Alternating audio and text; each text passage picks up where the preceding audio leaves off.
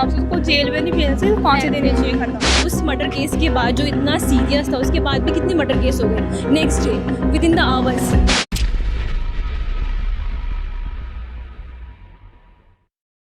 Hey guys, I know you have the same aggression and many questions inside you like why are India not have the strict rape laws? ये सवाल आज India में हर किसी के दिमाग में चल रहा है, जिसका कारण है recently the most highlighted case Kolkata murder case, जिसने हमारे लॉ एंड ऑर्डर पे एक सवाल खड़ा कर दिया है that why these rapists don't have the fear of laws, जो कि साफ साफ दिखाता है कि लॉ का स्ट्रिक्ट होना कितना इंपॉर्टेंट है। कहीं ना कहीं हमारे जुडिशियल सिस्टम का इतना स्लो प्रोसीडिंग भी इन क्रिमिनल्स के लिए एक हिम्मत का कारण बन जाता है। तो क्या इसका मतलब ये है कि हमारे इंडिया में कोई स्ट्रिक्ट लॉज नहीं है? तो ऐसा नहीं है, बिकॉज रिसेंटली हमारे क्रिमिनल लॉज में काफी स्ट्रिक्ट प्रोविजंस ऐड किए गए हैं, but there are some loopholes to be fixed, क्योंकि अभी हमें उतनी एफिशिएंसी देखने को नहीं मिल रही है। काफी लोगों के ओपिनियन में ऐसे क्राइम में डेथ पेनल्टी दी जानी चाहिए। लोगों के प्रोटेस्ट और गवर्नमेंट पे लगातार सवाल उठने के बाद वेस्ट बंगाल गवर्नमेंट एक नया बिल लेकर आई है, अपराजिता बिल, जिसमें डेथ पेनल्टी को लेकर प्रोविजंस हैं, जिसके बारे में अगर आप डिटेल में जानना चाहते हैं तो आप मुझे कमेंट सेक्शन में बता सकते हैं। तब तक के लिए बी सेफ।